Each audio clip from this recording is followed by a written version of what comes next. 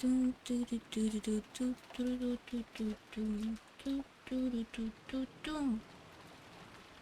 you make it better, give it better. Sorry. Here, hold on. I'm 8 minutes late. Jesus Christ. Did I do anything? Everything, I mean. You can hear me, my mic is working, I'm on the screen, or maybe I need to move myself a little bit, but maybe not. I do want to move myself a little bit for aesthetic purposes, but I don't know. Nah, it's fine.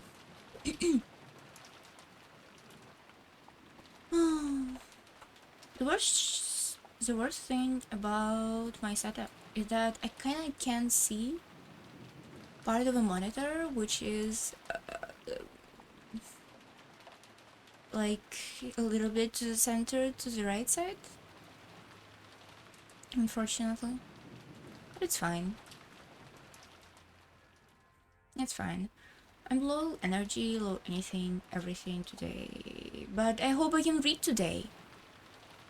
This is what happened to me yesterday was like legitimately dyslexia. Yeah, I can't explain it any other way. This is dyslexia. How can it be something else? I will, even after stream, I try to read like Twitter and just actual book, which I do sometimes, unfortunately.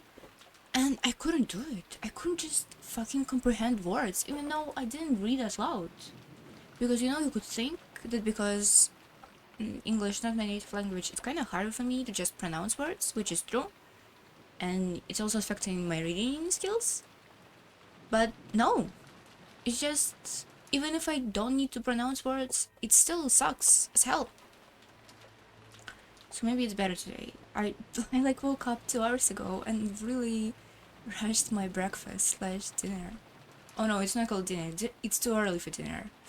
I don't remember what it's called. What's the meal in the middle of the day called in English? There is breakfast, then lunch. Is it lunch? My breakfast / lunch. Oh, and I still can read chat because of, you know, we don't have any heat, so we have huge troubles with electricity because everybody is using a lot of electricity to heat themselves, and therefore I cannot have my 2 monitors on at the same time because it would consume too much electricity, and we kind of want to have heater on. So that's a priorities type of thing. But it's gonna be as soon as government gives us heat, it's gonna be fine, and second monitor are gonna come back and I'm gonna be able to read chat. It's temporary. It's actually kinda probably affects business in quotes a lot. I should say quotes in front of a word and not behind it. Very buzzer. I'm sleepy. I'm sleepy in my tummy hurts as usual. Oh, living is hard. Living is so hard. Today I have a hot tea.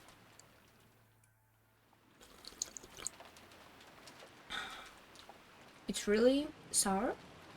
I love sour tea.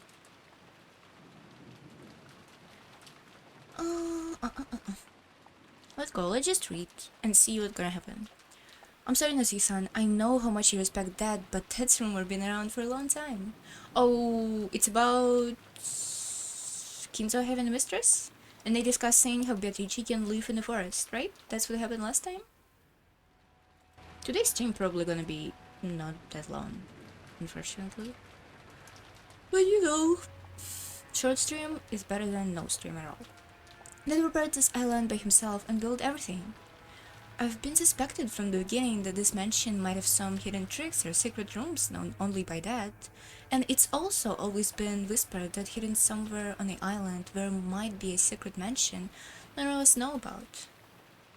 Yeah, it has. This island might look small on the map, but it's quite large for just the Shinomiya family to live on. So people have wondered whether he might have built a secret mansion somewhere in an uncivilized forest for his mistress to live in. That's a rather large-scale story. In the beginning, we used to say that it might be somewhere inside this mansion. That there might be a hidden basement with a fabulous hidden room where the witch in the portrait is certainly hiding. Really? You think she's gonna be satisfied with a room in the basement? After seeing that intricate outer lock on that study, it isn't too hard to imagine, right?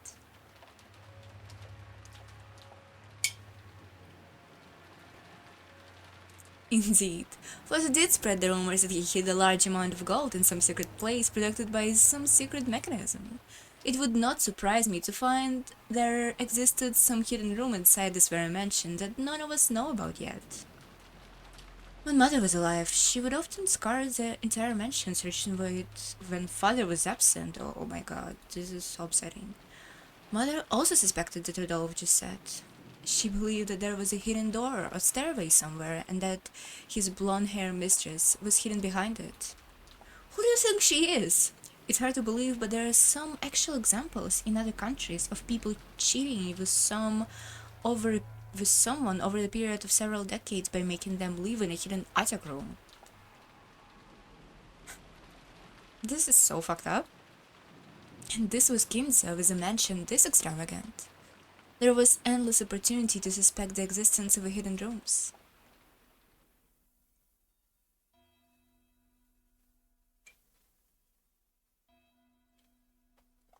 I'm sorry, I'm drinking tea. The legend of the Rakinjimovich. From what I've heard, it was just a fairy tale made up to prevent children from entering the uncivilized forest by scaring them. But it's starting to sound like there's a little more to the story. Well, yeah. As you know, this is a lonely island without anything but the Ushirimiya mansion in it. When Rosa and I were brats on stormy nights, we were so scared by the sound of rusting trees we could hear from a forest. We had this crazy delusion that something weird might be occurring out at us from between those trees. It's only natural for any brat to think something like that. But some people heard Rosa and me making those claims and weren't happy to dismiss it as a kid's delusion. Isn't it right, Aniki? Yes. Nisa and I thought that by coincidence you might have spotted Father's mistress who had been living in secrecy on the island as she went out for a walk when no one was looking. Of course, Mother did too. Among the other servants too, you often heard this ghost story about how the witch of a portrait wanders around the mansion at night. Outwardly, I laughed it off as just a ghost story, but on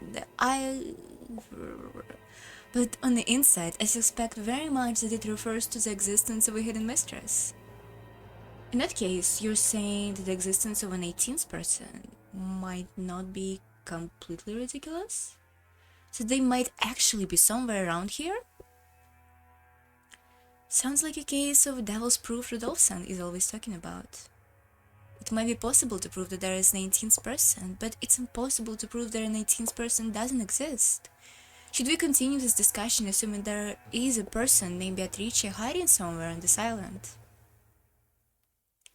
As a first step in crisis management, that's the right way.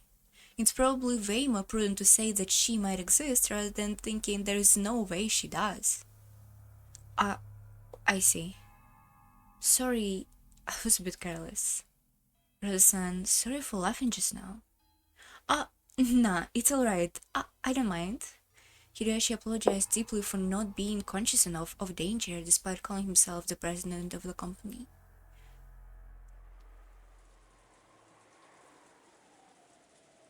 Silence fell again.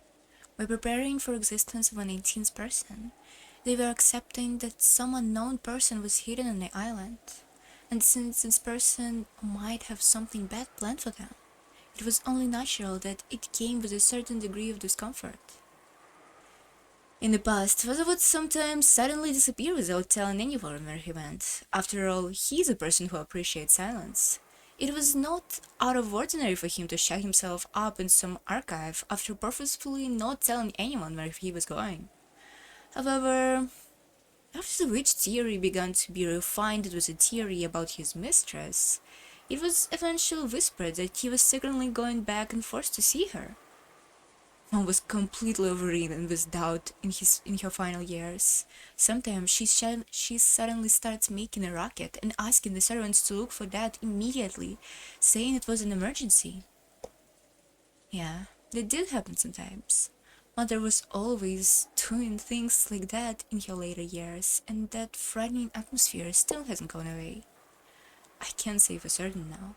She was a person to be pitied. So then, what were the results of those large-scale searches of a house? Did they find anything? No, not on a single occasion did they even find Father, let alone any hidden rooms.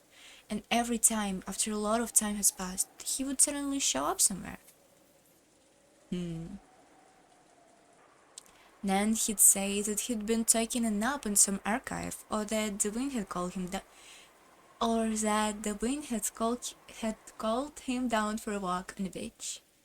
But it was always some place where the servants had already looked. We never knew where Father was gone. By that time, Father was already famous for his adoration of the occult, so some of the servants exaggerated, saying that he might have turned into butterflies and danced around in the rose garden. So in short, Father frequently disappeared and no one knew where he went. Yeah, since we couldn't find him no matter how much we looked inside the mansion, we grew increasingly of the opinion that Dad might have gone somewhere outside it. But there isn't much to speak of in the area outside the mansion, which leaves only the expansive forest. And if you tie that with the legend of the witch from the forest, you get a theory like this. Dad had actually built the hidden mansion somewhere in the forest, inside of which a mistress by the name of Beatrice lived, and he sometimes went to see her. I was also young at the time. At one point, I became intent on catching Father's cheating, and I tried to follow him when he went outside. I failed, of course. Every time Dad went outside, he was only intent on staying out of sight and was extremely cautious that he wasn't being watched. He was like that to a very odd extent. But Dad actually made me sure. He must have been going out for some reason that the members of the family couldn't know about. And Dad would be going to see his mistress? Probably trying to avoid being seen. After seeing Hideyoshi nod and say yes, yes, as though it was quite obvious, Eva got a little sullen. Well, anyway. This island was like a sketchbook in which Father, with his Western obsession, could draw out all of his dreams. Everything about this island was extremely how Father wanted it. It wouldn't be odd at all if there were some hidden mansion for this mistress to live in. Eva's words spoke for what all of the siblings had come to think. For a while, the room returned to a silence again, and everyone listened to the sound of the wind and the rain. Was there a hidden mansion on the island, and had Kinza's mistress been living here in hiding for a long, long time? Every one of them had thought that they were being too suspicious and had refrained from saying it for the longest time, but it had been a common opinion that everyone shared. Curie, who had been listening the whole time with her eyes closed, spoke to no one in particular. How long has this rumor about Father's mistress been around? As soon as we moved on the island, so about 30 years now. Think about it. It wouldn't be impossible for him to have a hidden mansion constructed once we came here. People and materials would have to be going in and out. We have found out in no time. So, if this was possible, it would have been to have happened before we moved here. It probably have been built along with the mansion when we were still living in Odawara. It's probably appropriate to assume that he had the plan laid out from him from the beginning to set up a double life with his family and his mistress, and his relationship with his mistress probably went back to the days when he lived in Odawara. But none of it is something that could actually happen, right? So where Kimzo is actually going?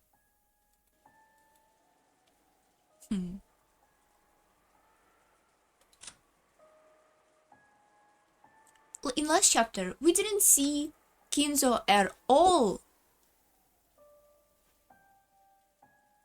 So I think from the last chapter, from all the hidden room mysteries, there is some shit that Kinzo down here was doing there. Like some bad shit. Probably. As Ifada says, she is the source of a vast amount of gold that he used to gain for funds which resurrected the Shiremiya family. We could probably conclude that they had a close relationship, since Adawara at least.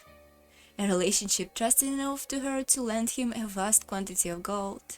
I can't even imagine how old that relationship must have been. Most likely, she gave others some invaluable advice for achieving success in business. It's natural to think that, out of a sense of gratitude for that, he described it as if this person has given him gold. If you think about it this way, it's obvious that they would have a close relationship after that. Rather than debauched relationship with a mistress, it was probably a relationship of gratitude to a person who saved the Shinomiya family from crisis. That way of looking at it might have some sense to it too. But even in that case, isn't building a hidden mansion and having her live in going a little too far?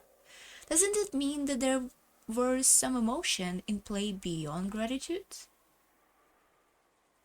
Well, this is just a speculation. In the first place, no one has ever found the hidden mansion. Anki, you're planning to expand this island into a resort, right? You might stumble onto it by chance in the process, who knows? Maybe you even unexpectedly find some gold here too. Do you think Rokijima is a treasure island or something? Don't play dumb. Although you say that you're opening a resort, we know that it's just cover up for a full-scale investigation on the entire island, okay? Although it sounds as if, due to all the trouble and confusion we were talking about earlier, you haven't been able to carry it out, of course? I don't know what you're talking about, but you must understand. It is perfectly natural that investigating this island would be the first step in turning it into a resort. Kraus tried to play down, but it was plainly obvious to his siblings who knew him so well. Kraus was definitely sure of the existence of a hidden mansion, and under the pretense of opening a resort, he had been investigating the island in detail, searching for a clue as to the location of the hidden gold. They couldn't tell whether that conviction was just him overthinking things, or whether it was based on some physical proof.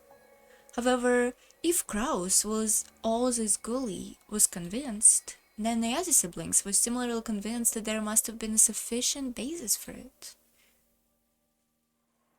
The story about a witch living in the forest is straight out of a fairy tale, but the story about some blondie-haired girl living secretly in a mansion no one knows about in the middle of a forest isn't much better.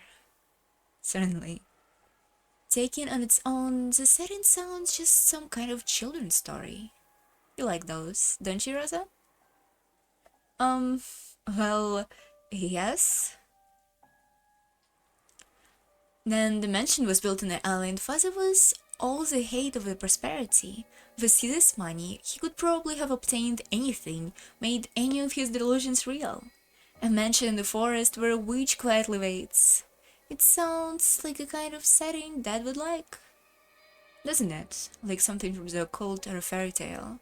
It feels like Dad would be into that. On this island, which the Shiremiya family had lived on for 30 years now, a hidden mansion that no one knew about has been quietly built, and within there lived a witch known only by her portrait. Even this hard-to-believe story might not be completely delusional considering all of Kinzo's strange habits and his vast wealth. Wealth of nation. It might not have been possible for Father to build a hidden mansion to satisfy such a dream. However, let's be realistic. Would it be possible to house his beloved woman in a hidden mansion for decades without it becoming inconvenient? Well, if there was love, it could have been possible, right? Think about the facilities needed to let his beloved woman live healthily, and how Father would do it. For example, even if it was on a small scale, it would have to be intricate and pleasant residence.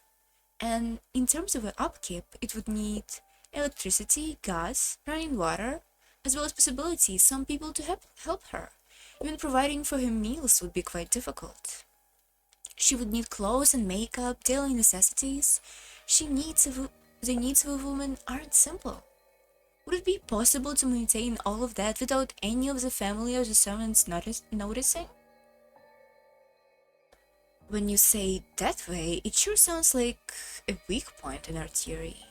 But but that isn't enough to get rid of my feelings that Dad might have been able to pull it all away. After all, it is Dad. That's right. It is Father.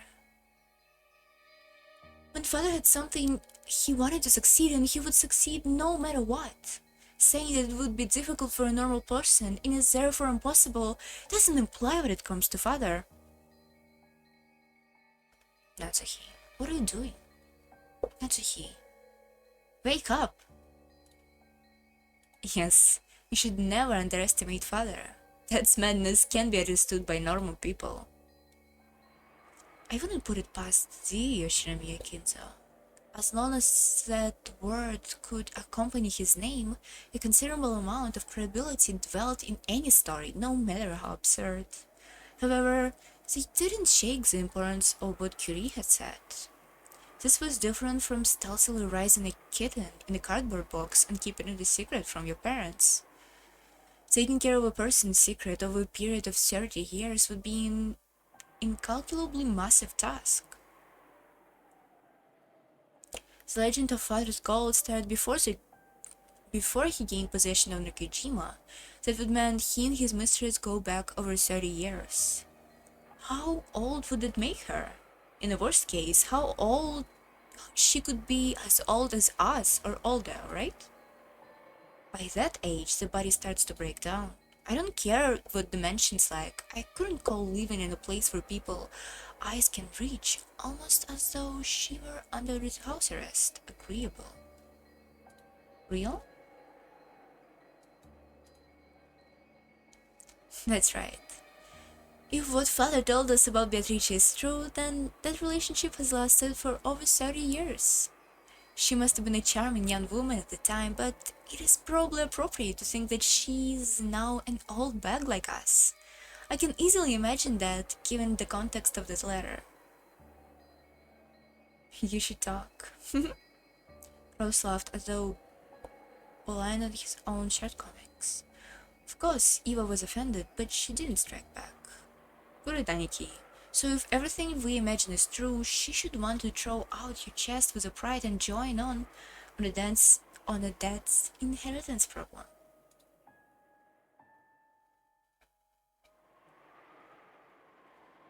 I mean, there's a good chance that this love was mutual, unlike his mom.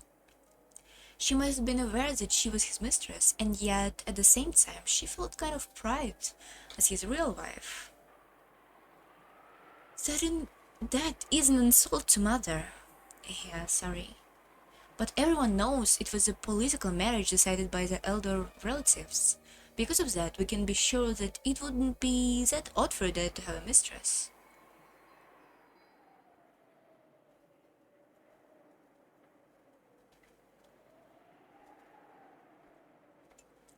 The family sunk after the Great Kanto earthquake, and Kinzo was set up as the Yoshimiya family head against his will. However, in the beginning, he was influenced strongly by the elder relatives who treated him like a puppet while they would pull the strings. He wasn't permitted to decide anything by himself, not even his marriage partner.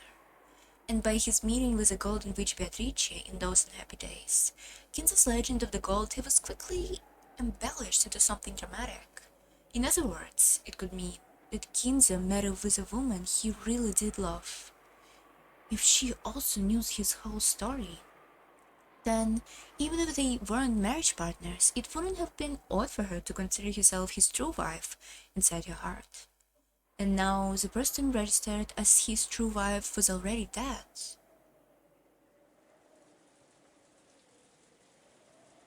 In which case, she must be fully intent to encourage on not to just the rights on his assets, but the battle over the headship as well.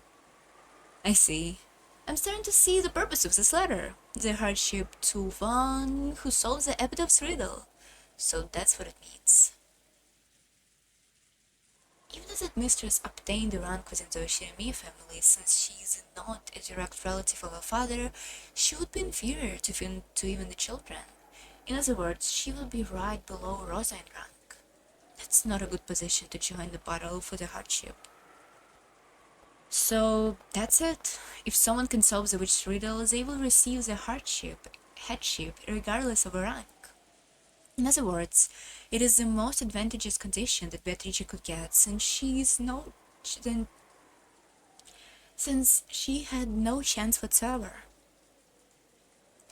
The revival of the Shiremiya family. My hands smell like a potato. The revival of the Shiremiya family had been made possible by the what the fuck? The revival of the Shiremiya family had been made possible by the gold Beatrice has bestowed. In other words, the credit belonged to her. She had built that wealth together with Kinzo, so it was natural that she would have thought of herself as the one who should inherit it. It would also be natural for her to despise the thought of giving the single cent to children of the wife Kinzo had never loved. How incredibly impertinent! Even if this mistress actually existed, for her to fight over the right to the heir's inheritance would be an outrageous action far above her place. What disregard for her own pain? Was disregard to her own place? As he turned red, her fist quivering. There was also complicated circumstances behind her entry into the Shiremiya register. Those who knew that understood more or less why she was so angry for the sake of Kinzo's dead wife. Well, thanks to her outrageous action, we now all have a chance, right? And also, Father has given that outrageous action his silent approval. Will the person who succeeds the Shiremiya family be his mistress Beatrice, or one of us, who he may not love but who do carry his blood? Maybe he wants to make a struggle over what to see who's worthy. As Eva giggled ravishly, Carl shrugged his shoulders and looked away. Looked. However, since it was the other party that brought up the condition, I wonder if that means that the other party has significant advantage. That's the point too. In the first place, if Beatrice meant the letter literally, then she's father's alchemist. In other words, she's the manager of his gold. It wouldn't be strange at all if she knew where it was hidden, wouldn't it? Suspicion. What a bad joke that is. It's like she's given us a riddle that she knows the answer to. She'll probably show us brutally and say, hey, here's the answer, I'll take the hardship now, and snatch everything away from us. That's right. Hold on.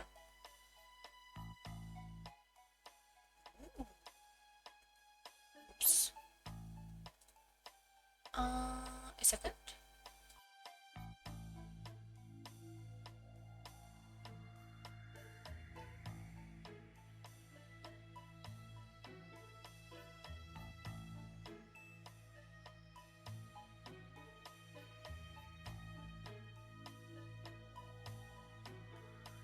Okay, now it's fine. Sorry.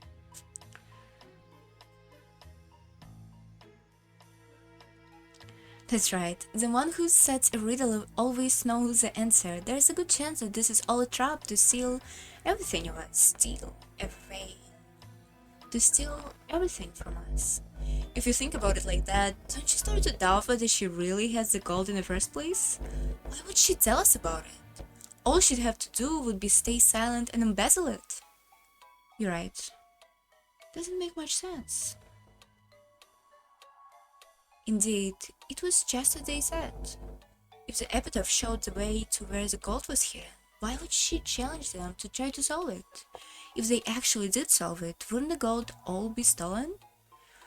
Could it be that this person was trying to steer the siblings up so that they tried to solve the epitaph and would even snatch it before they did solve it?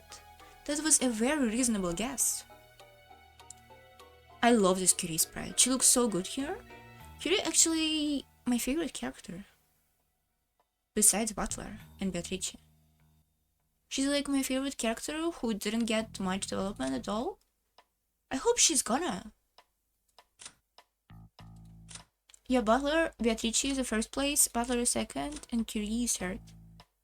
And everybody else sucks. I kinda like Kanan too. Nah, I lied. I don't like Kanan. I kinda like Maria. Even though she's like insane. Oh, and obviously like Federica and, you know, Jazz Girl.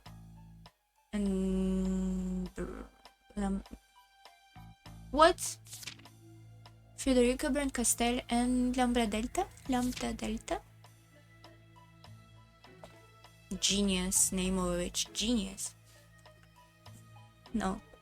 If you flip over the chessboard, that might be a pretty good chance that they actually do have the gold. How can you be so certain? Wait, Anki. Curie, please keep talking. What do you think? Why do you think that? After all, do they really think that just tell us the answer to the riddle in Witch's epitaph? What?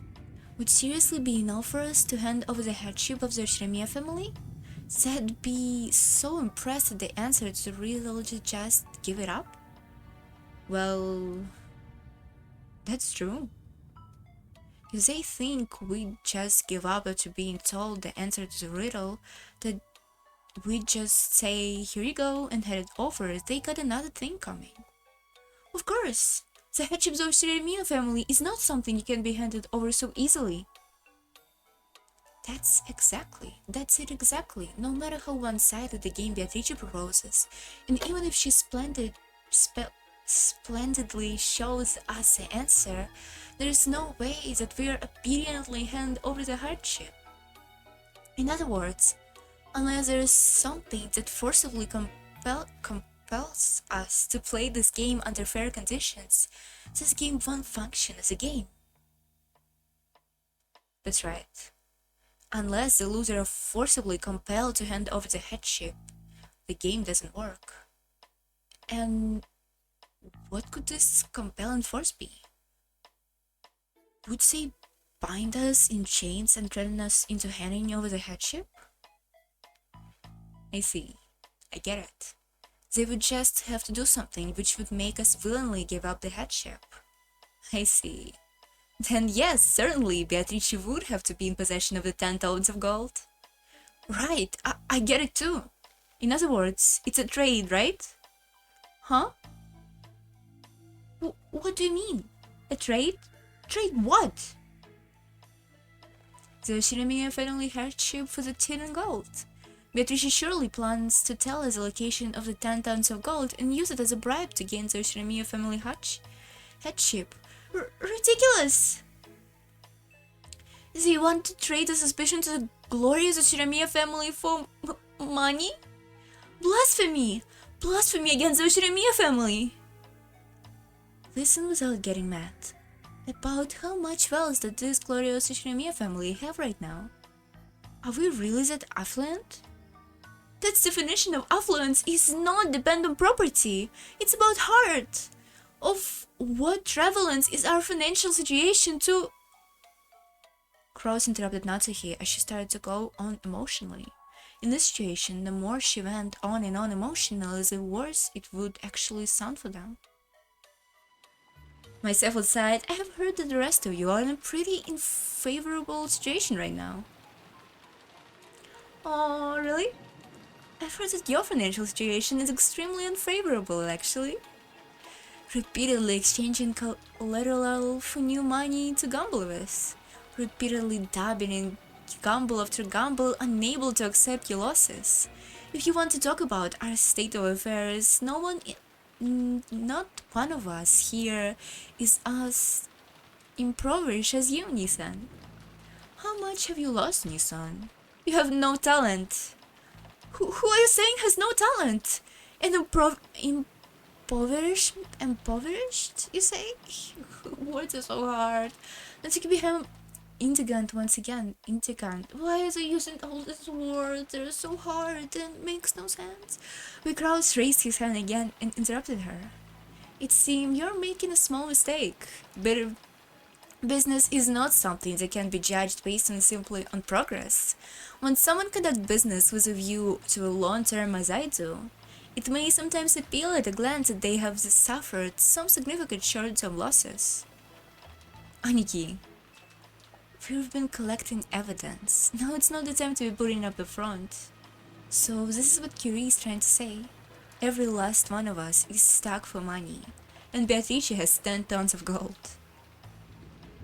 As As the only person who knows the location of the 10 tons of gold, Beatrice is planning on using it to force us to sell the position of the family hat. About how much is 10 tons of gold worth? As a rough estimate, 2 billion yen? No, 20 billion yen. If she threw that much out of way, we wouldn't be jumping with joy to accept her as a successor to the head.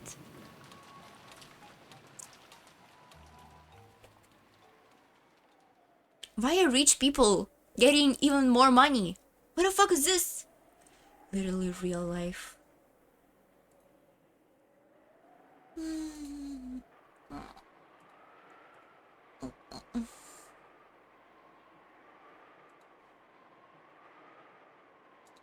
The scene returned to silence. Even the rain and the wind sounded louder. That would probably also the sound of a windstorm that disturbed the inside of their minds. You must be joking. The thought that just because she tossed me a little money, I'd give up the family headship to some woman of doubtful origin? Don't look stupid. You weren't even going to succeed father as a head in the first place. You have nothing to lose and money to gain. Sure, we'll have to calculate the profit and loss, but it's something worth listening to. They knew that much of the Shiremiya family assets has been eaten up by crows. The drug that remained of that inheritance versus the compensation for being accepted as a head that Beatrice would pay. It was a shame, but honestly the former was less enticing than the latter. Well, it probably wouldn't end up as a 4 equal portions, since Aniki would be giving up his position of successor, his portion would have to be larger. Makes me feel kinda jealous, you know? Dear, the amount of money isn't the problem, right? You cowardly younger siblings and tried to sell the glory of the Shiremiya family for money. Why aren't you displaying your dignity as the eldest son? Natsuhi, stay quiet for a while. Dear? This is a dizzying proposal. We were each planning to get 250 million yen out of Aniki, if the witch would trade us with even 10% of those 10 tons. That's 2 billion. Yeah. That would mean she's treating us with 10 times our original goal. That alone would be more than enough for us. It's not like I have any attachment to the Shiremiya name. So true? I'd be happy to sell it off. Even if the full 10 tons might be a bit much to accept, I see.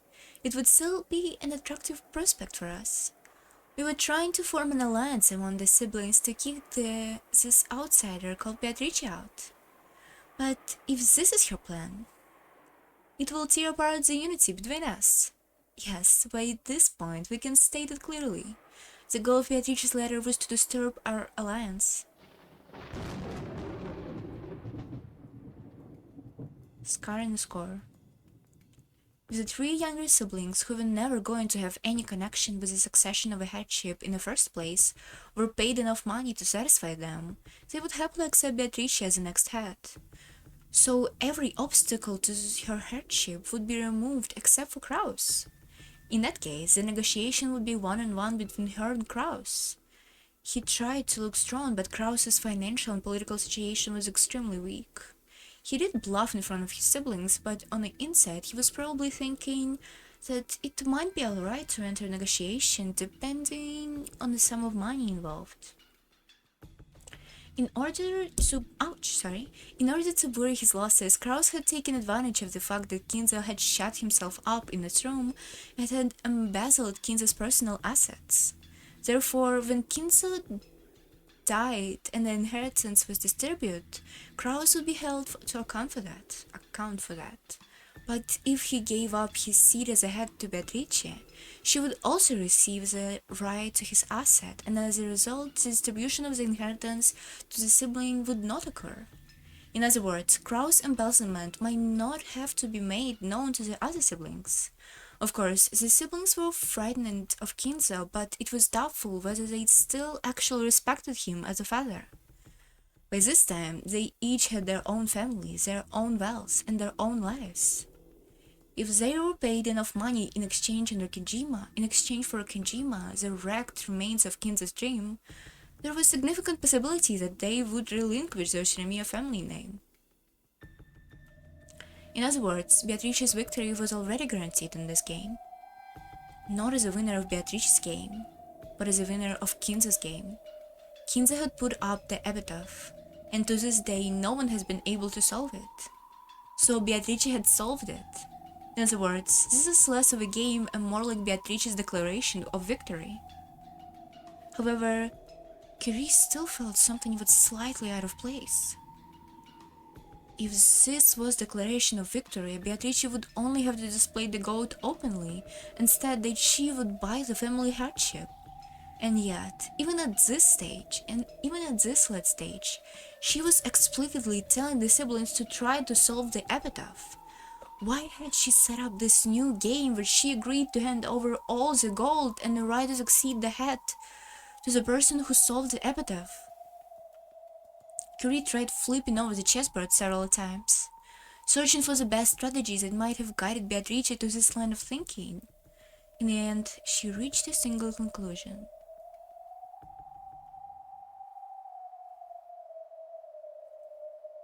Arrogance, perhaps? Or maybe she's playing? What are you talking about? The witch sent us a letter of challenge, telling us to try and solve the epitaph. She might be taking us lightly, thinking we could never solve it. However, there should be at least an extremely small chance that we will solve it. After all, we have here 4 of the father's children by blood, right? 4 people related by blood, so the question here: who, if they tried frantically to work together and avoid having those assets stolen from them, might come across the answer of the riddle by chance? The reason the witch has superior position to the negotiation compared to the siblings was that only she knew the location of the hidden gold. But if that hiding place was exposed to someone other than her, the witch's superior position would crumble. In short, Beatrice gained nothing but risk by writing this witch's letter of challenge. Of course, it might have had the effect of splitting apart the siblings' alliance, but if that was her only goal, why would she take this risk, however slight it might be? I think that's reckless. But if you keep in mind a certain type of emotion, it becomes possible to understand that risk. And you're saying that's arrogance? Yeah, that's right. When people have an overwhelming advantage, they tend to get arrogant. And when they do, they sometimes deliberately take on a small risk to show off their advantage to the losers. A moderate amount of risk adds a little spice to the joy of victory. Nothing as boring as a victory without risk. I understand that. I also like that sort of thing. I understand well. I try to think of a few other plausible explanations for the true motive behind Beatrice's letter, but I think that this might be the truth. The emotions hidden behind the letter was arrogance. Arrogance. She's trying to throw her weight around, looking down at us, as if there is no way we could figure out such a difficult epitaph. It might even be possible, if surprising, that the epitaph wasn't written by father, but by her. Fine by me. Solves the riddle of the epitaph, she says.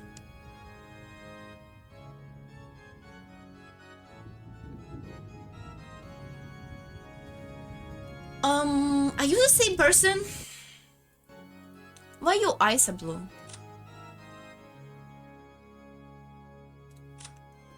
Do you think it's a blue eyes? I don't think so. Why are your eyes like blue or gray? I don't think she has like brown eyes, didn't she? Why your eyes are blue, honey? It looks brown to me. What color Beatrice's eyes? Ooh, kinda looks grayish to me.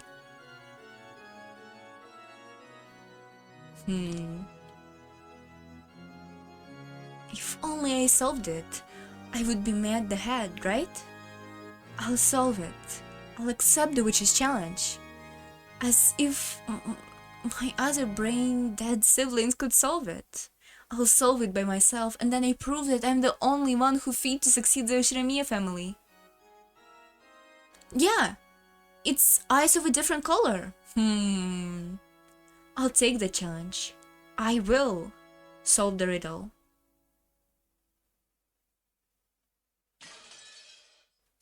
Yay! Hold on, let me go and take my water. Oh.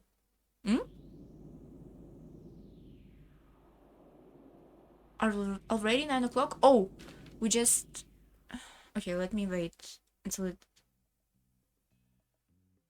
Huh? Why are we back here? Okay, let me go take my water. Like, Ouch! I'll be back in a second. Meow.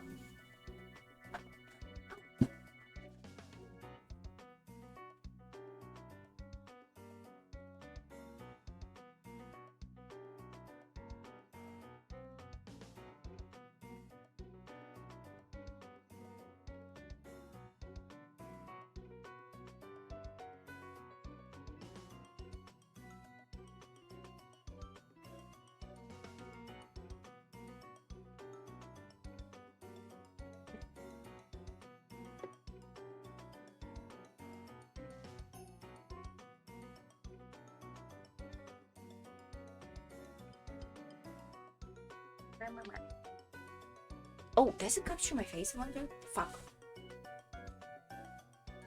Oh well.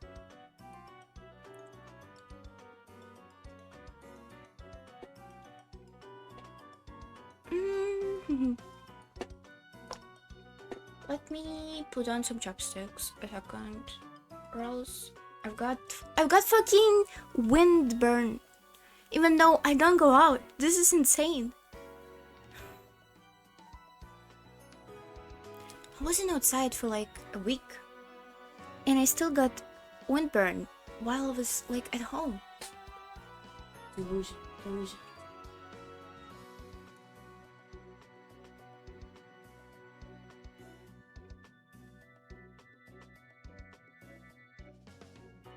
Ew. I stole this chopstick from somewhere when I was like 12. With chopstick. Still works. Still have a lot of shit in it. Oh my god, I'm gonna probably use it until I die. Pretty cool.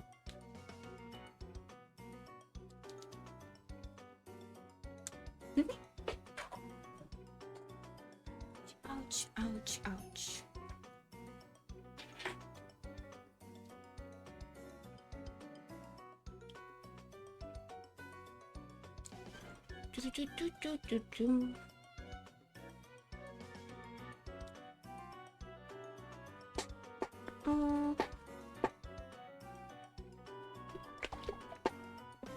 I'm so sleepy. I can't wake up for some reason, no matter what it is. Even caffeine or tea doesn't help me. Oh, can my chair stop squeaking? Thank you. I see. You see what? So, not a witch, but a mistress by the name of Beatrice did exist on this island. So, there can be more than 18 people, which means I can defeat that line of reasoning which says that if it was impossible for all 18 people, it must be a crime involving magic. That's some big information, is it? Didn't you think about it at first? I literally thought about the first thing first in the first fucking chapter. No? Butler, you're kinda dumb. Excuse me, Butler-sama, would you care for some black tea and cookies? Beata's butler, who called himself Ranoff, appeared out of nowhere in particular. Placed upon the silver tray that he held a plate filled with delicious-looking, steaming black tea and cookies. I really don't like this guy's smile. For some reason, it doesn't look like a smile used to warmly greet a guest. It feels like he's making fun of me for some reason. I don't know whether he really takes me for an idiot or whether it's just a joke or something, but it's really irritating me. I don't want any. I'm busy right now. Leave me alone. Oh my, that's a shame when the cookies have turned out oh so very delicious. Cooked so heartily, it is a shame to waste them on a simple human, truly wonderful cookies. I'll eat some when I feel like it. Set it down somewhere over here and get out of here. Will this be acceptable? Then I'll should do so. You may eat them when they get cold and stale, and then regret as much as you like that you did not eat them when they were freshly baked. Uh-oh. I love stale cookies. Stale cookies are cool. I love how cookies like laid around for a long time and they became like super hard, and then you put them into like sugary liquid like tea and eat them when they're a little bit softened in liquid. That's nice. That's nice. You really are annoying. Well, you're a lot better than Beata, who kept doing that creepy chuckle every right next to my ear. Yes, this is quite true. There are many times my lady's laughter become quite undignified. Every time I hear it, I think of my noble rank and struggle to comprehend why I must have such a person as my master. Man, you're weird. If you don't like it, then couldn't you just not work for her? To continue serving the spice that is a furniture's joy. One could not serve as a furniture without such an attitude. Let us set that aside. How has the game been proceeding? Just now, I believe I heard you say that you had some good information and were quite pleased by it. Well now, I wonder that your shallow wit has thrown up. What? Has thought up. As Renova made fun of me and giggled. He followed my earlier words with the letter placed. He followed my earlier words to the letter and placed the black tea and cookies somewhere arbitrarily nearby. I imagine this is because you have gained increased confidence in the existence of an 18th person. Would you be gracious enough to allow me to hear your opinion? No. No, say no! Yeah, sure. I'm just going to say it again in front of Beata anyway. No reason to hide it. Alright, it looks like there's a hidden mansion somewhere on this island, and the grandfather has a mistress living here.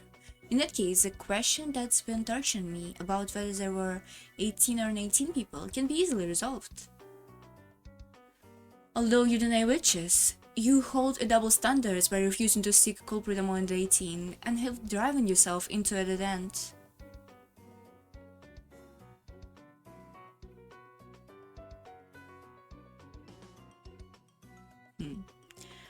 The easiest way to deny the witch would be to doubt one of the 18. It's not so easy for even one of the 18 to have an alibi. You always find at least one person who is a fragile alibi. I could probably continue to deny the witch forever if I just used that person's sacrifice. However, I will steadfastly refuse to do this. Yeah, it's no good. No good at all. Every one of those 18 people is either a parent, or a relative, or a cousin to me. None of them are good people though, and those reliable servants who are sometimes serious and sometimes funny. Okay, servants are fine. I won't let myself use any of them as a sacrifice. In the past, my resolve wavered. That's how Beata hit me where my heart was weak. Accepting and understanding your own weaknesses. This is not something which can often be accomplished. Butler-sama, you're using the theory about an 18th person as a spare. Or should I say, a shield? In any event, unlike how unprepared you were in the games up until now, let us call the fact that you now have a compass bearing on how to fight a dramatic leap forward, which is, you need no doubt any of 18th you love and respect can easily suspect an 18th person and pursue your theory as a culprit as a human. That's it exactly. Like in the first game, when Karan-kun was killed in a boiler room, and a bunch of other places, there are countless tricks you can use without hesitation if an 18 person existed. In the very first game, Karan-kun was being killed in a boiler room. One might think that he was attacked by Kurosawa-san, who had gone down into the boiler room with him, or maybe that someone who had appeared to be dead earlier was actually faking and had ambushed Karan-kun in the boiler room.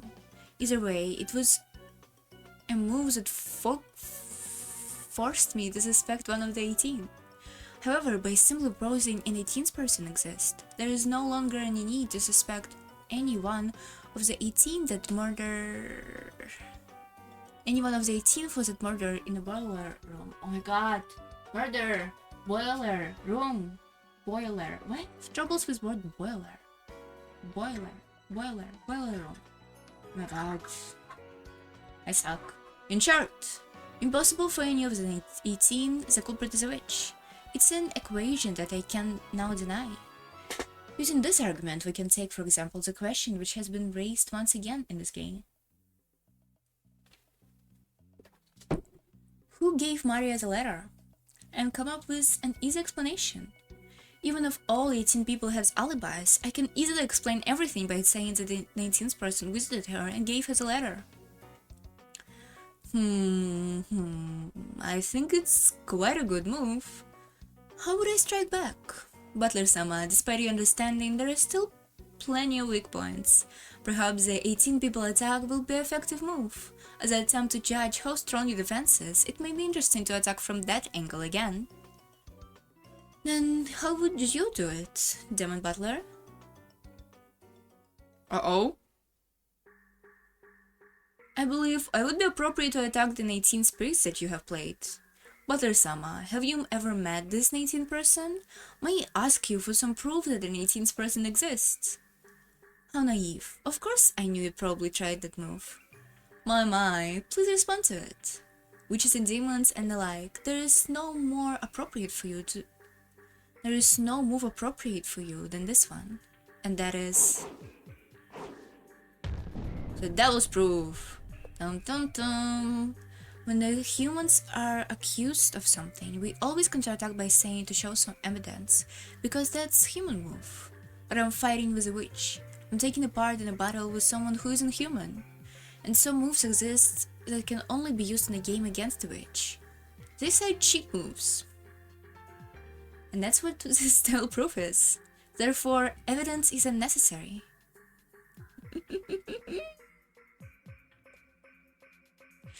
This is so funny. Because Beatrice, for some reason, is not doing any bullshit in this story. She's just chilling here.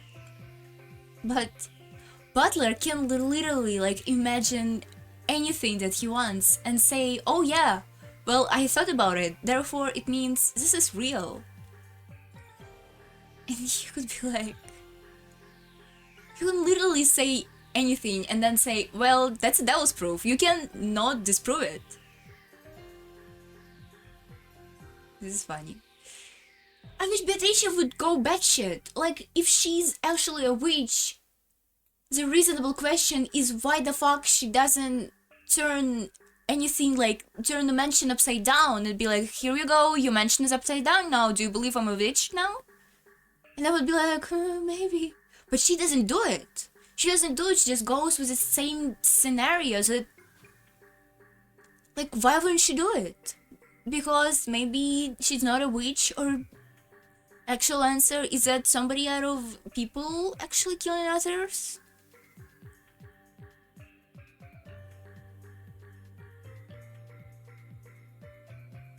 It's so hard to be a witch, probably, I don't know. And that woman named Beatrice is living here. In order to prove this, one must find this mansion and actually bring Beatrice out of it. That's called actual proof in the human world. However, if we follow the rules of the devil's proof, you can disprove that she exists even if there is no evidence that she does. Because it's impossible to prove that something doesn't exist. That's right, this devil's proof which tormented me so much before, I finally managed to use it in my own advantage. Those guys were always trying to force me to accept the existence of a witch by using the devil's proof.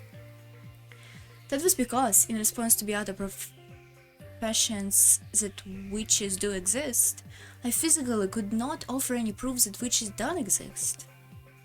This is why I have been subjected to this nonsense, that witches exist, and why I have been unable, to counterattack.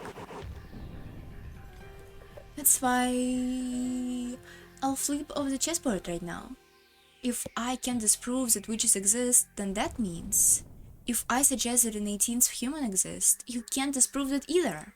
In other words, the enigmatic mistress in question is cleverly hides himself, so it's perfectly natural that you can never find her no matter how hard you look. So you can't say that an 18th person can be found. Therefore, the 18th person doesn't exist. Therefore, it is impossible to disprove an 18th person. Beata uses the devil proof to make denying your existence impossible, but this time, it's become my weapon. If we can get away with this argument, then never mind an 18th person. This island could be full of people we don't know about, and even there is a 10 or 100 of them hiding, she still can disprove that they exist.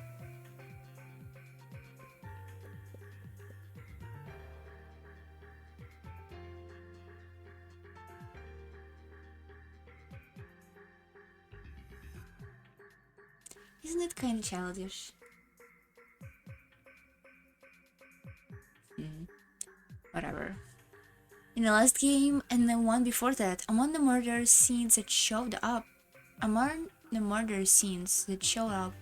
there were several that were extremely intricate and must have been taken a lot of effort to set up.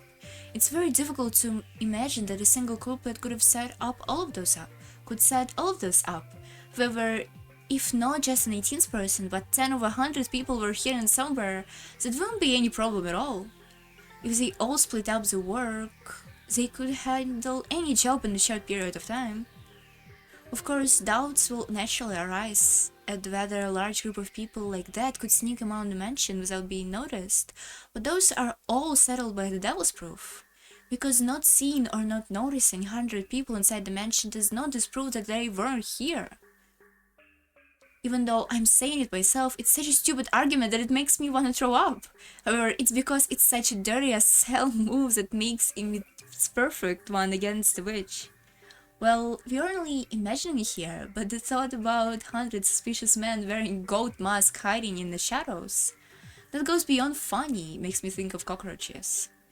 If you see one, that means there are 100 hiding in the shadows. Well, I do think this ridiculous argument that's horribly twisted. If my opponent was human, I'm sure they'd yell at me like I was out of my mind. But my opponent is a witch opponent, and after all, that is the kind of competition we're having, isn't it? I'll use any kind of reckless argument to explain it using humans and deny the witch. Anyway, with this move, I'll never again have to doubt any of the 18 who are close to me. I will never again repeat the defeat I suffered last time. I see. You have learned from your defeat last time. That is good. It's no surprise that by the third game you have become quite devious. You first strengthened your own defense. That is truly a solid first step. Quite a spectacular move, I think. Well, even if we do assume that there is an 18th person, there are still a few tricks left that I can't get past no matter how many humans I add, like a number of master keys. Still, it isn't bad as a first step for the time being. This is your trump card, an important piece known as an 18th person. You countered my move of asking for evidence by using the devil's proof. A good skirmish? Although I have no excuse for making moves by myself when Milady is absent, I find that I too have become slightly interested. I wonder if you would permit me to make yet another move on Milady's behalf? Go for it. I don't care if you're a witch or a demon, I'll take you all on. The move that you made, the devil's proof. It is a specialty of us demons, but there are also various other moves available to us. Do you know a move called Temple's Raven? Is this real? Is this real? Hold on.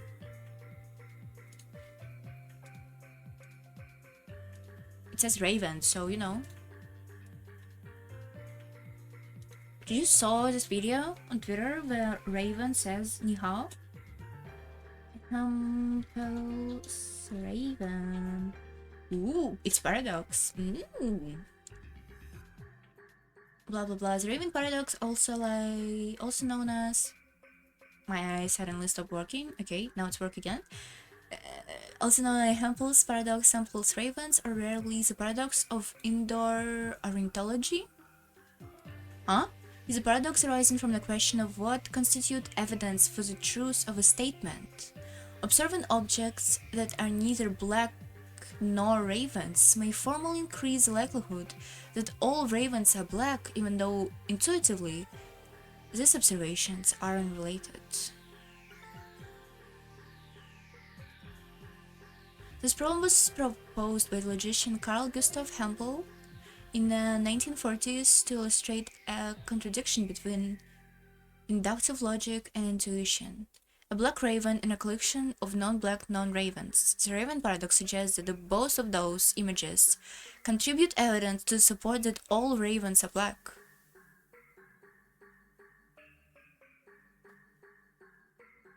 Okay, let's read the paradox.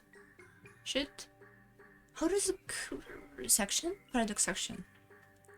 Hampel describes the paradox in terms of hypothesis. 1. All ravens are black. In formal application, this can be expressed as if something is a raven, then it's black.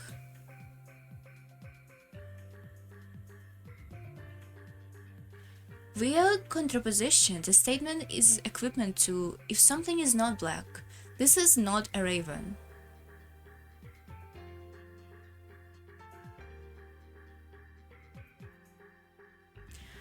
In all circumstances where 2 is true, 1 is also true, and likewise, in all circumstances where 2 is false, if a world is imagined in which something that not black yet was a raven existed, 1 is also false. If a true is false, if something is not black.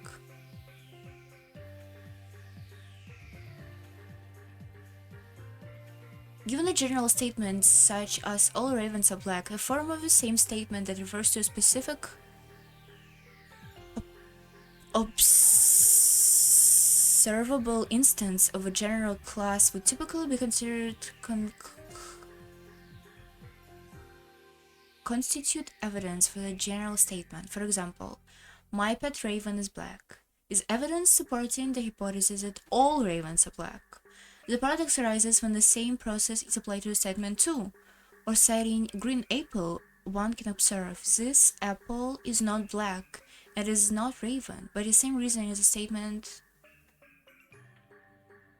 is evidence that too, if something is not black then it's not a raven. But since, as above, this statement is logically equivalent to 1, all ravens are black, it follows this side of a green apple is evidence supporting the notion that all ravens are black.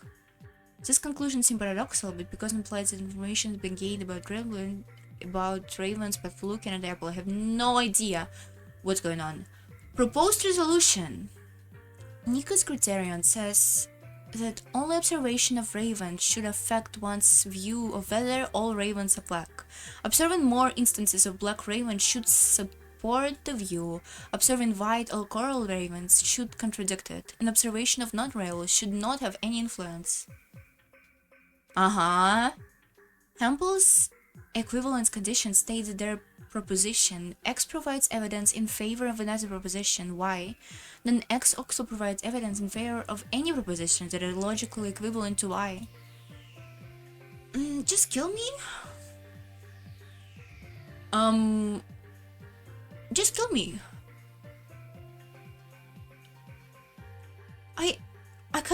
I really don't get it. I don't get it because it's so counterintuitive somehow. Because looking at apples is not gonna help you. It's not gonna tell you anything about ravens. Okay, they're probably gonna explain to me in a more down-to-earth way, right? It's always like this with me. Like, if you explain to me some things that have nothing to do with anything I'm interested in, I'm just not gonna give a shit. The move that you make the devil's proof. Do you know about called Hempel's Raven? Hempel's Raven? What are you talking about? Hi, bitch. Just then, that love, which gets in my nerves every time I hear it, started echoing around. Aren't you demons? What the fuck do you know about this garbage that some guy in the 40s thought about? The room was filled with a dazzling golden butterflies, and in the center of that wind whirl, the golden witch appeared. Why, even is it my lady? Good morning. I thought you might be doing something interesting while I was away. Hempel's Raven, was it? What an amusing and nostalgic move. To think the day would come when it would be introduced to Butler. It's a classic move to use against the Devil's Proof. Run off, I will make this move. Do not get in the way of my fun. So you finally show up, you goffering witch. I see you still have an undignified laugh. This guy was talking behind your back just now, telling me about how you laugh in Lux class, right? Ooh, he rotted him out. Uh-oh, I am offended. Is it true? By no means. I have only words of the highest heartfelt respect for my lady. Why would I speak such gossip? I can't believe you can say that so brazenly. Doesn't look like we'll be getting along well together. Well, this is fine. Let's return to the conversation. Hempel's Raven is used to show proof using the contrapositive. Essentially, it's a move like this. What must you do to prove that ravens are black? Huh? What are you talking about? Prove that ravens are black? Wouldn't you just have to catch a raven and check to see if they're black? That's right. You must simply prove that if it's a raven, it is black.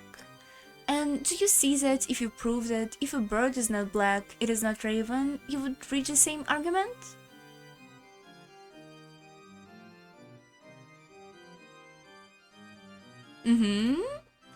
If you go through the world and examine all birds that are not ravens and prove that none of them are black.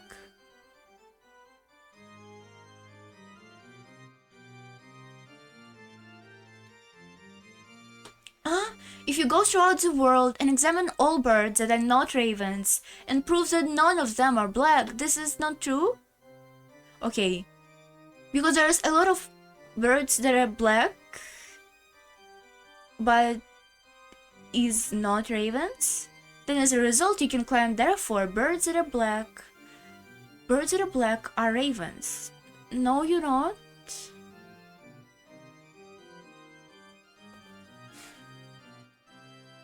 This is called an argument by the contrapositive, but you're wrong.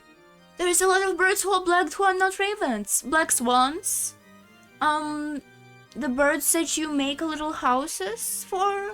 I forgot how they're called in English, if I ever knew at all. Is it difficult for you? Yeah. No kidding. I have no idea what you're saying. Butler-sama, what about this example? Let's say that you have two boxes and one of them is a winner with a cookie inside. Of course, the other one is a loser and it's empty. For example, let us say that we have two boxes here. One being the winner with a cookie inside, and the other being the loser, which is empty. Now, it holds if there was a cookie inside, it is the winner. And at the same time, it also holds that if it's not a winner, there is no cookie inside. When such relationship exists, we call the latter as a contrapositive.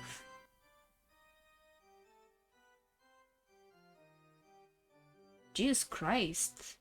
The wind is insane outside. Ugh. It's creepy, scary. When if A then B is true, then at the same time, if B then not A is also true. But your example about ravens was not true. Oh. Well, that's obvious. If the one you picked was a loser, then you would automatically know that the other one was a winner. In other words, if you choose a box at random whether it's a winner or a loser, you'll be able to figure out which box has the cookies in it after your first move. That is correct. The cookies is in the box you opened and the devil's proof is satisfied. You can prove directly that the This box is a winner, therefore this box is a cookie equals. Equals this box has a cookie in it. However, if the box that you open is empty, then the reverse, Humple's Raven is satisfied. Because then it holds that the box does not have cookie in it. This box is not the winner. And that means, as long as we accept the premise that there are no more than two boxes, this contrapositive shows that the other box is automatically the winner. Well, I think I'm starting to see your reasoning. Only poison can stop poison, and only twisted logic can stop twisted logic. Then what? I still don't get it. They need to give me like real life example, and isn't setting up like Hempel's Raven here would be a really hard job?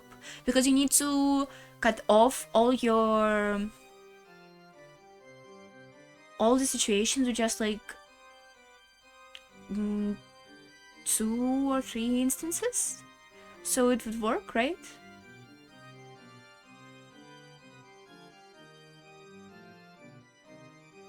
You only need to have like ravens and seagulls in on your island to Hempel's Raven work on your island or something. Then what? How does this overrun my claim that no doubt there is an 18th human hidden on the island? So even if all of the 18 people has alibis, that does not amount to the acceptance of witches? Very well, I'll tell you my move. First of all, you're stating that if the culprit is none among the 18, then the culprit is an 18th person. Haha, so you use the contrapositive. It ends like this.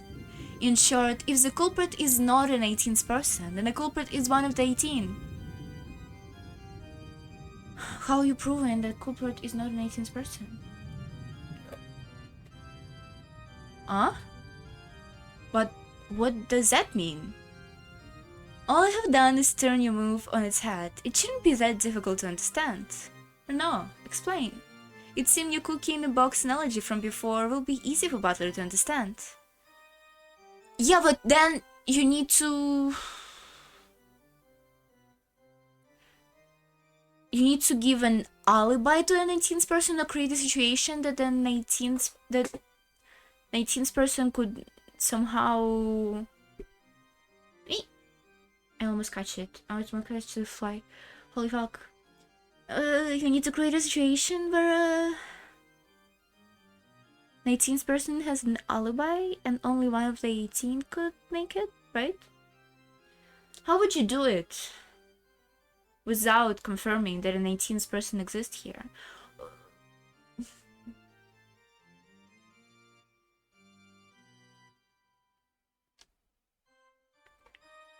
Then forgive my presumption. Allow me to explain using my earlier example once more. Allow me to repeat once more my earlier story about 2 treasure chests, one of which has cookie in it. In this situation, one of the boxes represent the 18 people and the other box represent the 19th person. So the cookie would represent the culprit. Butler-sama, you open the 18 box. Because the cookie is not here, you have proven from the opposite direction, therefore the cookie is an 18th box. In that case, if we reverse things further, we can also say the following. Namely, if it was first shown that an 18th box was empty, it would prove in just the same way that the cookie is the 18th box.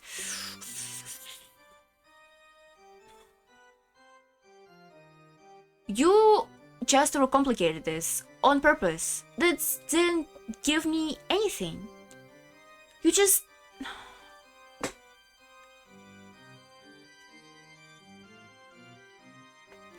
My tummy hurts again. Let me go... drink this painkiller.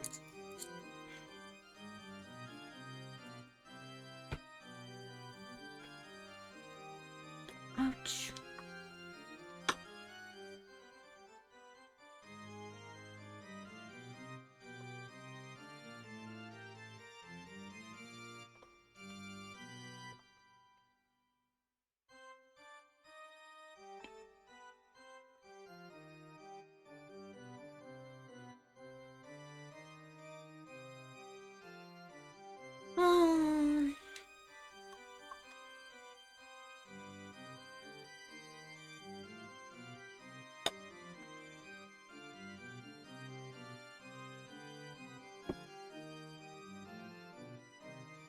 I'm really displeased with this part of the story. But Sama, this move you played in order to avoid having to doubt any of the 18 has in fact been used against you to launch the 18% attack. Huh? What did you say? If I go first and put the inside of an 18 box and empty, automatically, you will be forced to accept that the cookie is inside the 18 box. All you have done is say this is other way around, did you see? So that move that I was so confident in was actually a double-edged sword? That's right. Your move to explain everything with an 18th person carried the risk that if it was thwarted, you will be forced to accept that you can only explain things by using the 18.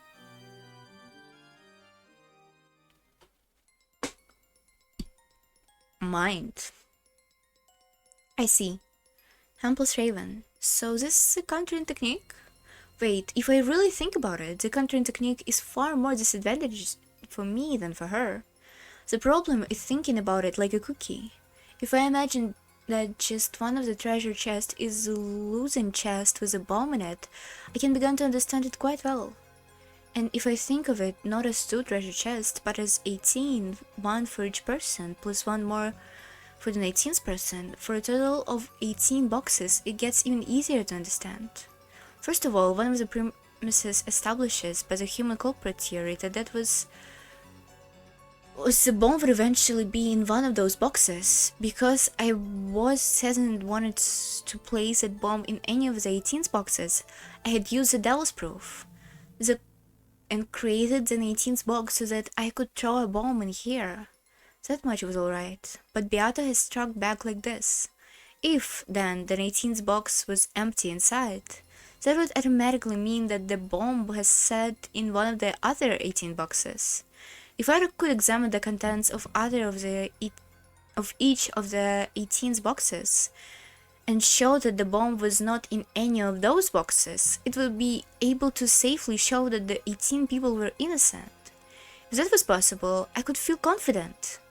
However, in reality, that's as close as you get to impossible. The police wouldn't come here in this typhoon. There would be no scientific investigation, no autopsies, no nothing. In short, I can't show anything decisively. It's impossible for me to find any proof other than simply gulping down whatever alibis each of the 18 have. In that case, I have to confirm their innocence both personally and perfectly, like staying with someone this whole time, never letting them out of my sight for a second. If I do that, I can probably be sure of that person's innocent, and that the bomb is not in a box. However, in reality, something like that is impossible. In other words, I have to expend an incredible effort just to check the content of one box, and there are 18 of them. In other words, unless I bind all 18 of them in chains and watch over them, it's impossible to prove that all of them have empty boxes. However, Beata only has to open one box, an 18th box, and show that it is empty to prove that the bomb is one of the other 18 boxes. Furthermore, there is no need for her to show which of the 18 boxes is a bomb. I have 18 times more work to do to explain my pet theory than Beata does for hers.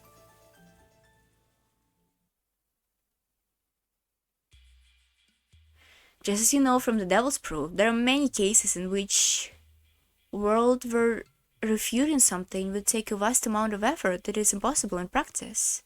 However, Hampus Raven turns that problem around and makes it possible to prove things easily.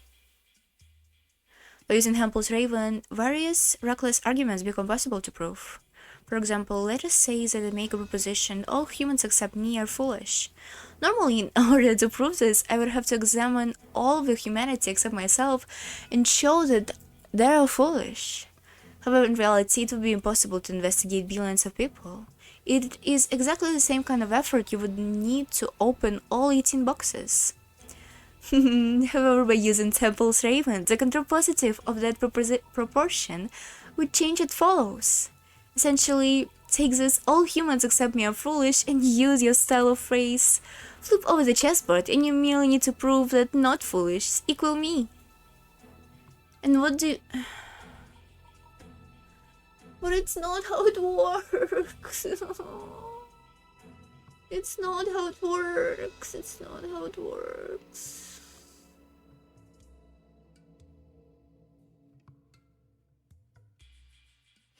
That does not make any sense to me.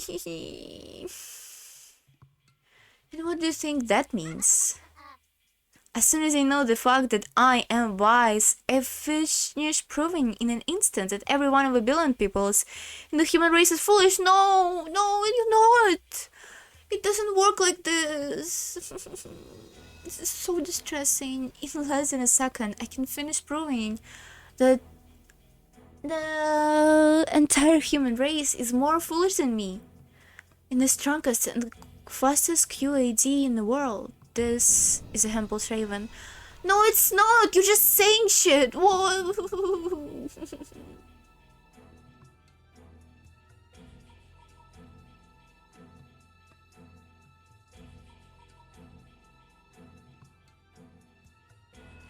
I want to die.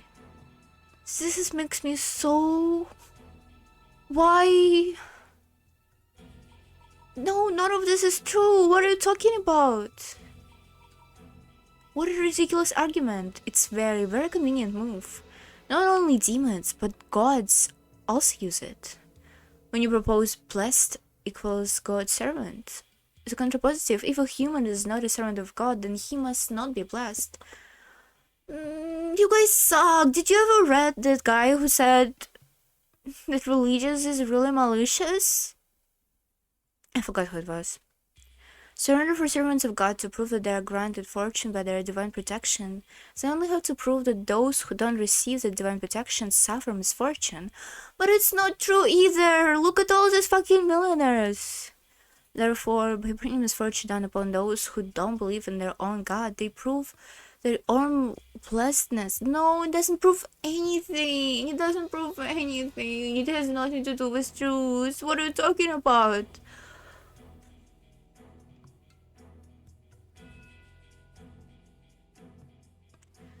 I'm so distressed. This makes me feel insane.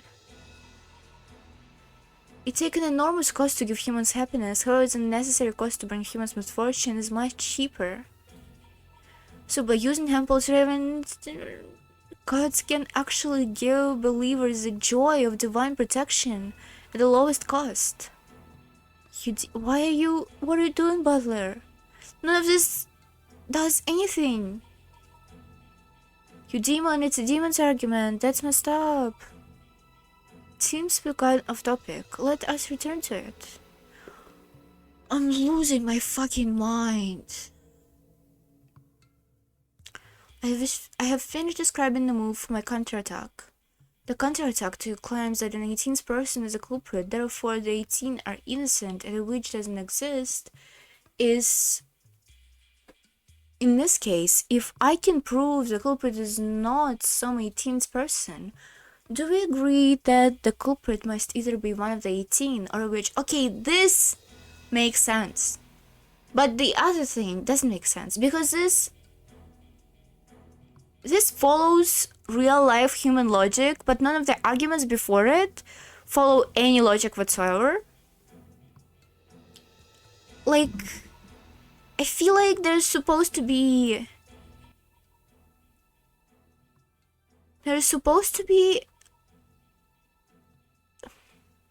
like a note in Hempel's Raven that would say that it only works when it's grounded to reality.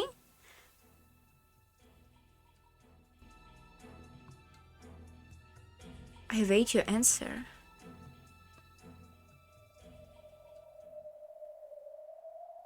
For a while, I just stood here, shocked, completely forgetting to close my mouth. Butler, don't be dumb! Just when I thought that I got my own back on them by using their favorite moves against them. Where is Federica? Can Federica come here and say that everybody fucking suck?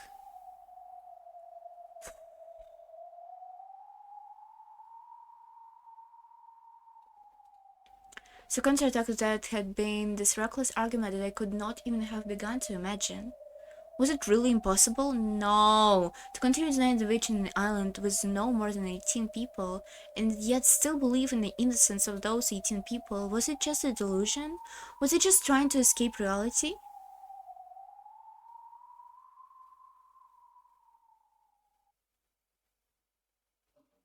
Not yet. Don't give up the struggle yet. Who cares about whoever's Raven based? They're just trying to speak on riddles by bringing up some weird bits of trivia. I had used the devil's proof. I don't feel doubt in something once you use it. Believe in a sphere you've launched towards with. Apply even more force and grudge in it. This game is still in the opening. Do you already intend to spend this long thinking? Ah, wait a sec. I want to be sure. Well, yes, I did use the phrasing of an 18th person to make it easy to understand. If I can use the devil's proof to raise the number of people above 18, then what I mean is unspecified large amount of extra people. You don't know if it's 10 of 100. Always one more than you assume. Understand? Should return my twisted logic with something even more twisted. So the only thing that could counter this would be even crazier twisted logic. I see. Even if I somehow prove an alibi of the 19th person, as soon as I do, you will think up a 12th person and count that they are the culprit. By repeating this infinitely, you would make it so I kept searching for their alibis for all eternity. I see. Yeah, but the point, she needs to just create a situation that limited amount of people can be suspected, isn't it? Or is it, or for example, she needs to create a murder where only people who were at the scene of a crime could do it. It's easy too. Just like a demon can summon a plague of locusts. I wouldn't expect anything less from Kins's grandchild. It looks like you have been gifted with such a talent in summoning. What are you talking about? Like, all of you guys are insane. What are you talking about? You're absolutely fucking delusional. None of this makes any fucking sense. This is like some pseudo-intellectual animal logic on animal logic. I'm bewildered. It is impossible to continually prove an alibi of an ex existing outside of the first 18. How do you like that, Beata? Now that I know we're having a battle with twisted logic, I won't lose. Like, this is legitimately what kids play when they're like outside and they playing with sticks and they say, "Oh, I hit you with my fucking fire blaster," and the other kids say, "Well, you didn't actually hit me, I dodged it with my third X3 backflip." What is this? How foolish. Who do you think I am? I'm an endless witch, the infinite witch. For you to challenge me is an infinitely is absurd. Having control over infinitely means also that I'm able to kill infinitely. When your 18th person fall, you can call it 12th, and then your 12th person behold, you can call it 21st. Then your 20th, blah blah blah blah blah blah.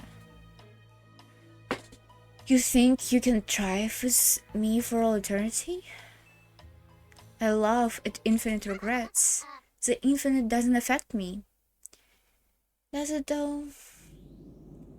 Huh, well then, how will you kill my infinity? Just try and show me. I love this face.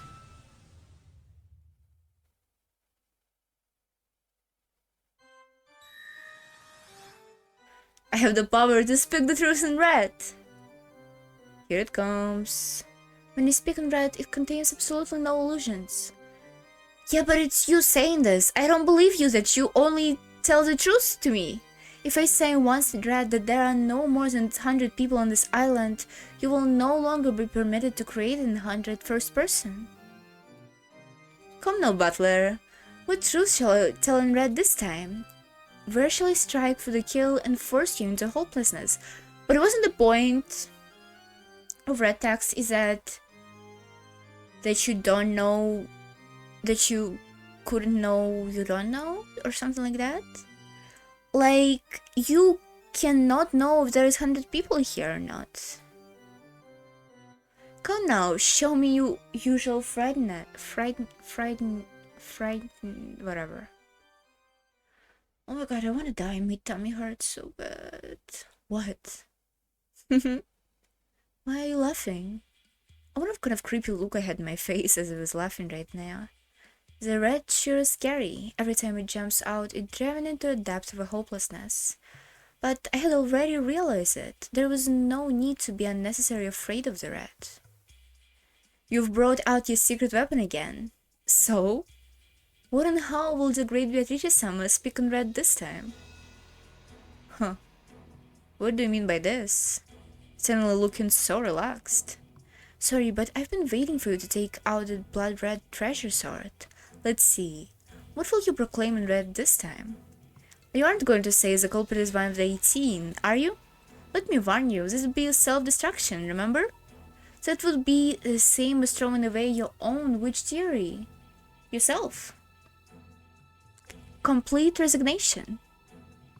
That's right, red isn't always necessary to be at a disadvantage. On the contrary, if she uses it this wrong way, it's dangerous enough that she could bring about your own death. If she uses it carelessly and said something which ended up denying herself, that would be exactly the same thing as self-destruction. Of course, it would also be sad and difficult for me to accept that if you told me the rat is that one of the 18 was the culprit. No matter who the culprit actually was, it would surely bring me some tough emotions. But before that, I would mean you defeat. Saying in red that the culprit is a human is equivalent to your proclamation of resignation. If you want to strike me, blow me so badly you're prepared to die. Ouch. Hold on. Fuck, I'm stuck. Mama. If you want to strike me a blow so badly you prepare to die at the same time, I think that's a pretty interesting move. However, this battle ended my victory. Holy fuck.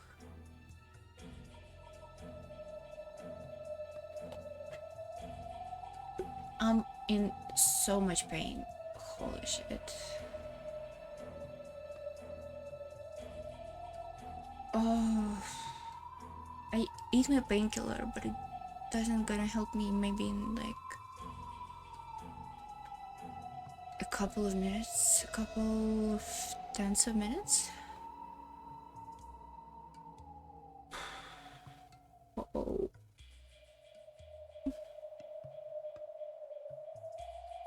I don't know what to do. Should I end? I'm sorry. I'm really started feeling myself really badly. I really want to lay down. I'm sorry. I'm gonna be back. I don't know when. Next week. Hopefully with ability to read chat. I'm really sorry if I'm sitting here. I'm fine. It's fine. Sorry again. Bye. See ya.